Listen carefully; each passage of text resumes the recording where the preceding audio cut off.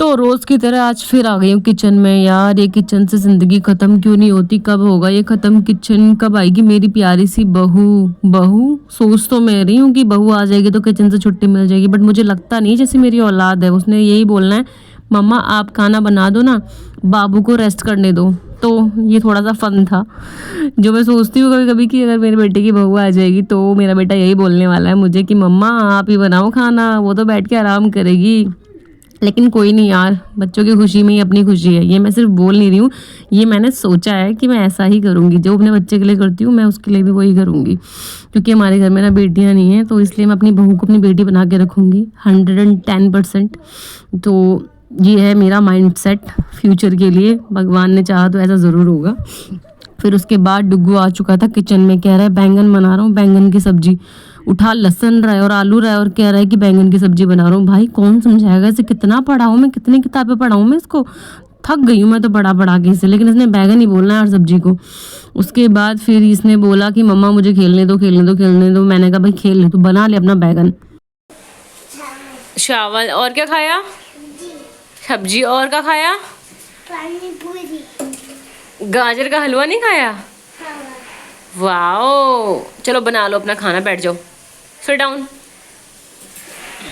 तो जी आज मेन्यू में है काले चने, जिसे लोग छोले भी बोलते हैं और काले चने भी बोलते हैं। हम तो बस काले चने की सब्जी बोल देते हैं, पहाड़ी हैं, पहाड़ी कुछ भी बोल देते हैं यार। इसकी भी रेसिपी नॉर्मल है, प्याज भूनना है, टमाटर वगैरह सारा ग्राइंड करके उसके अंदर मसाले मिक्स करके, जैसे मम्मी करती थी अपने टाइम पे, टमाटर के ऊपर ही मसाला डाल देती थी। वही ट्रिक मैं भी करती हूँ कभी कभी, ताकि बार बार जो मसालेदानी वो खोलनी ना पड़े। उसके बाद इसको पका लो, तेल छोड़ दे तो समझ लो कि मसाला हमारा भुन चुका है, पक चुका है। जैसे हमारा दिमाग पकता है घर में रह के, है ना, बिल्कुल वैसे ही पकाना है जैसे हमारा दिमाग पकता है ना, बिल्कुल सही समझे हो, वैसे ही पकाना है। उससे ज़्यादा नहीं पकाना, ना ही उससे कम पकाना है, ठीक है। फिर निकालनी है प्रेशर कुकर की सीटी, जिसमें हमने छोले उबालने के लिए रखे थे। प्रेशर कुकर की सीटी समझ रहे हो ना, जैसे हमारी सीटी दिमाग की उड़ती है ना, वैसी इसकी उड़ रही है। तो मैं इसको देख देख के खुश हो जाती हूँ कि चलो यार मेरी सीटी नहीं उड़ रही, ये कुकर की भी उड़ रही है, तो अपने आप को संतुष्टि दे देती हूँ। कोई नहीं, मेरे जैसा एक और है यहाँ पे। फिर से मैंने मसाला अपना चेक कर लिया है और थोड़ी देर में इसमें मैं ऐड कर दूँगी अपने बॉयल हुए छोले, काले छोले जिसे बोलते हैं।